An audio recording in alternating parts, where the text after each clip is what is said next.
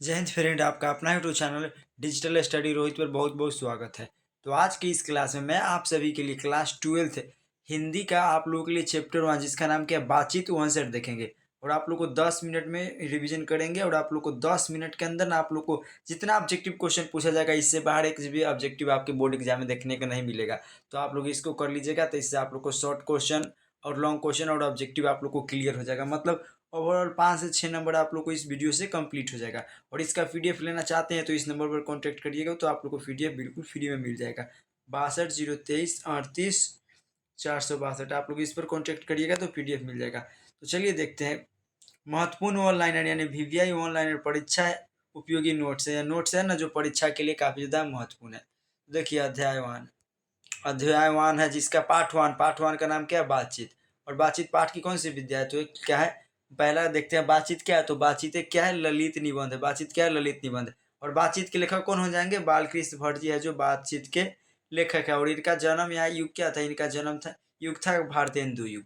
तो आप लोग को इसका हम बताएं पहले क्या बताएं कि बातचीत पाठ की कौन सी विद्या है। तो बातचीत एक क्या है ललित निबंध है या एक ऑब्जेक्टिव पूछेगा। और बातचीत के लेखक कौन हो जाएंगे बालकृष्ण भट्ट है। और यहाँ पर काल या युग था बालकृष्ण भट्ट किस काल या किस युग के थे तो भारतेंदु युग के थे। तो आप लोग को 1 number 2 number 3 number 4 number 5 number आप लोग को कंप्लीट हो गया। अब इसका देखते हैं लेखक परिचय एवं महत्व एवं मुख्य बिंदु। लेखक परिचय एवं मुख्य बिंदु। लेखक बालकृष्ण भट्ट का जन्म 23 जून 1944 को और निधन 20 जुलाई 1914 को हुआ था। तो ये दोनों पॉइंट को आप लोग को ध्यान में रखना है। इनका जन्म कब हुआ था तो 23 जून 1944 को हुआ था और इनका मृत्यु कब हुआ था 20 जुलाई 1914 को। तो ये दोनों पॉइंट को आप लोग को ध्यान में रख देना। और कितना 3 मंथ में आप लोग को हिंदी 3 मंथ में आप लोग को हिंदी और इंग्लिश हम कंप्लीट करवा देंगे। कितना 3 मंथ में आप लोग को हिंदी और इंग्लिश कंप्लीट करवा देंगे और आप लोग को 5 से 6 बार इसके रिवीजन भी करवा देंगे। तो इस सभी को आप लोग ध्यान में रखिए। और आप लोग के सपोर्ट के बिना कुछ नहीं होगा, तो आप लोग हमको ज़्यादा से ज़्यादा सपोर्ट करिए। और भट्ट जी का निवास स्थान कहाँ था इलाहाबाद यानी प्रयागराज उत्तर प्रदेश था। भट्ट जी का निवास स्थान कहाँ था तो इनका निवास स्थान था इलाहाबाद उत्तर प्रदेश था। और हिंदी प्रदीप नामक मासिक पत्र का संपादन लगातार 33 वर्षों तक किया। और कितना हिंदी प्रदीप नामक ना एगो मासिक पत्र निकाले और जिसको कितना 33 वर्षों तक चलाते रहे लगातार। जैसे मासिक पत्र जो महीना में एक बार निकलता है उसको मासिक पत्र कहते हैं, जो सप्ताह में एक बार निकलता है उसे साप्ताहिक पत्र, और जो वर्ष में एक बार निकलता है उसको वार्षिक पत्र कहते हैं। तो हिंदी प्रदीप नामक इनका मासिक पत्र था जो 33 वर्षों तक लगातार चला है और जिसकी शुरुआत 1877 में हुई थी। जिसकी शुरुआत 1877 में हुई थी। तो इन सभी को आप लोग को ध्यान में रखना है। जिनकी शुरुआत कब हुई थी 1877 में हुई थी। और बालकृष्ण भट्ट को भारतेंदु के प्रमुख निबंधकार और गद्यकार के रूप में माना जाता है। बालकृष्ण भट्ट को न प्रमुख भारतेंदु युग के न प्रमुख निबंधकार और गद्यकार के रूप में जाना जाता है। तो इन सभी को आप लोग ध्यान में रखिएगा। आचार्य रामचंद्र शुक्ल ने बालकृष्ण भट्ट को हिंदी साहित्य का एडिशन और स्टील कहा। कौन कहा तो आचार्य रामचंद्र शुक्ल ने बालकृष्ण भट्ट को एडिशन और स्टील कहा। उसके बाद भट्ट जी ने अपने जीवन काल में कुल लगभग 1000 निबंध लिखे। कितना 1000 निबंध लिखे, जिनमें से 100 से अधिक अत्यंत महत्वपूर्ण है। जिनमें 100 से अधिक क्या था महत्वपूर्ण था। इनके महत्वपूर्ण निबंध भट्ट निबंधावली नाम से 2 भागों में संग्रहित है। तो इसको याद कर लीजिएगा। और भट्ट जी के प्रमुख उपन्यासों में नूतन ब्रह्मचारी, 100 अजान, एक सुजान, गुप्त बैरी, रसातल यात्रा और उचित दक्षिणा ऐसा है जो प्रमुख है। तो इसको याद रखिएगा कि 100 अजान और एक सुजान है जो इनका महत्वपूर्ण है। तो भट्ट जी के प्रमुख उपन्यासों में नूतन ब्रह्मचारी, 100 अजान, एक सुजान था जो महत्वपूर्ण काफी ज्यादा था। तो इसको आप लोग ध्यान में रखिएगा। जो हाईलाइट है उसको आप लोग ध्यान में रखिएगा। जो हाईलाइट अब देखिए आप लोग को अध्याय के महत्वपूर्ण वन लाइनर्स। लेखक के अनुसार ईश्वर द्वारा वाक शक्ति को दी गई सभी शक्तियों में वाक शक्ति यानी बोलने की क्षमता सबसे महत्वपूर्ण है। लेखक के अनुसार ईश्वर द्वारा मनुष्य को दी गई सभी शक्तियों में वाक शक्ति बोलने की क्षमता सबसे महत्वपूर्ण उपहार है। यदि मनुष्य में वाक शक्ति न होती तो पूरी सृष्टि क्या होता, गूंगी प्रतीत होती, सभी लोग कोने में बैठे रहते और कुछ नहीं बोलते। इन सभी को आप लोग ध्यान में रखिएगा। रॉबिन्सन क्रूसो का एक ऐसा पात्र था जिसने 16 वर्ष तक किसी मनुष्य का मुख नहीं देखा था।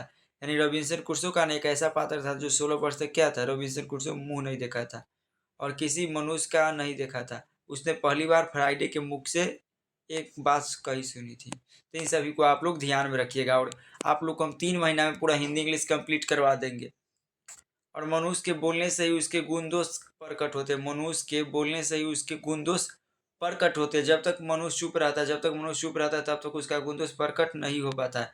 जब तक मान लीजिए कोई मनुष्य चुप है, चाप है, तो उसका गुण दोष प्रकट थोड़ी ना होगा कि वो कैसा है, बुरा है कि अच्छा है कि खराब है। प्रसिद्ध विद्वान बेन जॉनसन का मत है कि बोलने से ही मनुष्य के सही रूप का साक्षात्कार होता है। किसका? बेन जॉनसन के अनुसार न, बोलने से ही मनुष्य के सही रूप का साक्षात्कार होता है। जब तक मनुष्य बोलता नहीं, तब तक उसका गुण दोष प्रकट नहीं होता है। तो बोलने से ही मनुष्य के सही रूप का साक्षात्कार होता है। किसके अनुसार? बेन जॉनसन के अनुसार। और अब देखिए, महान विचारक एडिसन के अनुसार, एडिसन है ना, तो इनके अनुसार क्या था कि असल बातचीत सिर्फ 2 व्यक्ति में हो सकती है। तो देखिए, एडिसन के अनुसार असल बातचीत सिर्फ 2 व्यक्तियों में हो सकती है, जिसका अर्थ है कि वे एक दूसरे के सामने अपना दिल खोलकर बात करते हैं।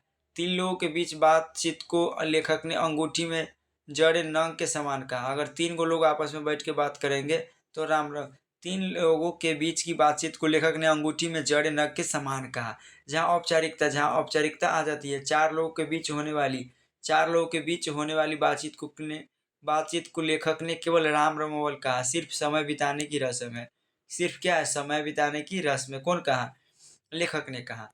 अब यहाँ पर देखिए, art of conversation. Art of conversation बातचीत करने का एक अनूठा हुनर या कला है। आर्ट ऑफ कन्वर्सेशन बातचीत करने का अनूठा हुनर या कला है, जो सबसे अधिक यूरोप के लोगों में पाई जाती है। यूरोप के लोगों में ना सबसे अधिक पाई जाती है।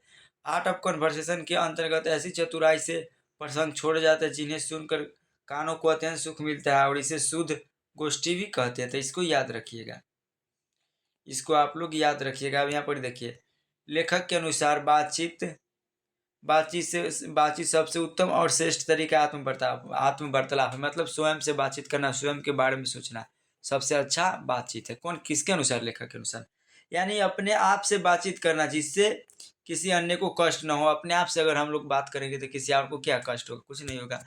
बातचीत के माध्यम से मनुष्य के मन में जमा हुआ सारा मवाद, गंदगी और धुआं क्या होता है? भाप बनकर बाहर निकल जाता है, जिससे चित्त हल्का और परम आनंदित हो जाता है। अब देखिए, इसका बोर्ड परीक्षा हेतु विशेष सुझाव, एग्जाम टिप्स।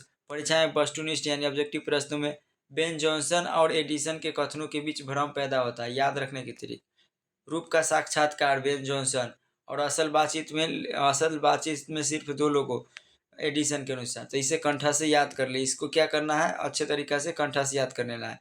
और आप लोग को पीडीएफ चाहिए तो आप लोग इस नंबर पर कॉन्टैक्ट करिएगा, 62 023 48 462। इन नंबर पर आप लोग कंठा से, इस नंबर पर आप लोग मैसेज करेंगे तो आप लोग को पीडीएफ मिल जाएगा। और कितना मस्त पीडीएफ है, आप लोग इसको देख लीजिए। इसका देख लीजिए, पहले आप लोग को इसको याद कर लेना। सभी जो हाईलाइट किया गया है ना, हाईलाइट किया गया है, इसको आप लोग याद कर लीजिएगा। यही सब ऑब्जेक्टिव में देखने को मिलेगा, और इससे बाहर आपके एग्जाम में एक भी सवाल देखने को नहीं मिलेगा। इसका मैं 100% की गारंटी लेता हूँ। इस वीडियो को अगर आप लोग 2 बार देख लीजिएगा ना, कितना 2 बार अगर इस वीडियो को देख लीजिएगा, तो मैं आप लोग को 100% गारंटी लेता हूँ कि इससे आप लोग के एग्जाम में एक भी प्रश्न नहीं छूटेगा, और ऑब्जेक्टिव पूरा क्लियर हो जाएगा। और इसका शॉर्ट क्वेश्चन भी हम लाएंगे इसका जल्दी। तो इन सभी को आप लोग जो हाईलाइट किया गया है, इन सभी को आप लोग ज़रूर देख लीजिएगा। और आपके जितने भी फ्रेंड हैं, आपके जितने भी दोस्त हैं, उनके पास आप लोग वीडियो को शेयर करिए, और आप लोग हमको सपोर्ट करिए। कितना? कम से कम आप लोग 1,000 तक आप लोग हमको पहुंचाइए। कितना? 1,000 तक हो जाएगा तो आप लोग को हम गिफ्ट देंगे। 1,000 हो जाएगा तो आप लोग को हम गिफ्ट देंगे। तो आप लोग जल्दी से जल्दी यह प्रयास करवाइए। तो चलिए, आज के लिए इतना ही। मिलती है नेक्स्ट वीडियो, तब तक के लिए जय हिंद, वंदे मातरम। और आप लोग को डेली क्या बजे? 7 बजे क्लास मिलेगा। सुबह में आप लोग को डेली 7 बजे मिलेगा यह क्लास। क्या बजे? सुबह 7 AM में आप लोग को हिंदी का क्लास मिलेगा डेली 7 बजे। तो इसको आप लोग ध्यान में रखिएगा। चलिए, तब तक के लिए जय हिंद, वंदे मातरम।